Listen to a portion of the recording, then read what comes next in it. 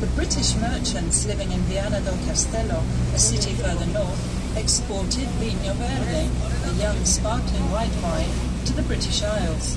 But slowly the English began to turn away from drinking that light wine. Some knew that further inland in the Douro region, a more full-bodied and robust wine was produced that, thanks to the dry climate and rocky quality of Alto Douro, became the wine of choice of the English.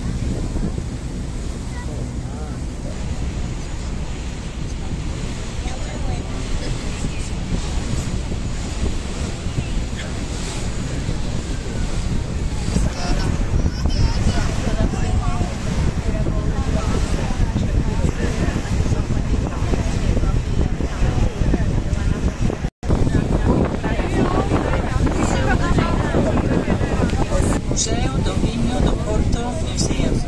Next is the Museo do Vinho do Porto Port Museum, which is housed in an 18th century building built to store the wines belonging to the Companhia General de Agricultura das Vinhas do Alto Douro.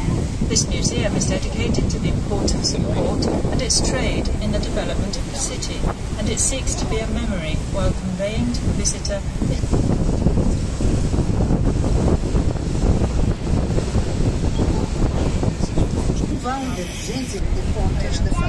Ponte de Arrábida Bridge.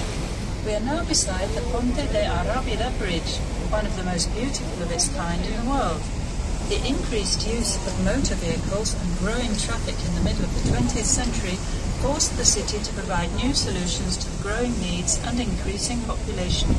So it is not surprising that in 1952 it was decided to build a bridge in the Arrábida area of the river.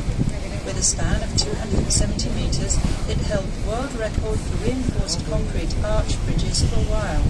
The deck is 70 metres above water level and it is 500 metres long. The project was designed by Edgar Cardoso and its construction lasted from 1957 to 1963. Many architects and engineers came to see the bridge on the day of its inauguration, due to the daring design of the bridge, a world first. Edgar Cardoso, from 1913 to 2000, was an engineer of bridges with worldwide fame, one of the few who designed bridges for countries on different continents. After going past the bridge, you note that the river starts to widen, and the sea is now fast approaching.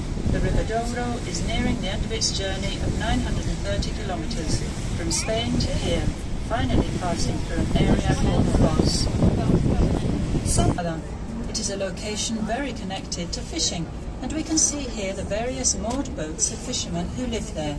People of great devotion, they pay tribute every year to the patron saint, St. Peter. This festival reaches its peak when the procession sets off, followed by the congregation dressed in the traditional clothes of fishermen and their families. When the procession reaches the River Douro, there is the blessing of the boats, accompanied by the ringing of sirens and horns. On our return, you can see on your left-hand side a number of urban developments which take advantage of the fantastic views of the river meeting the sea.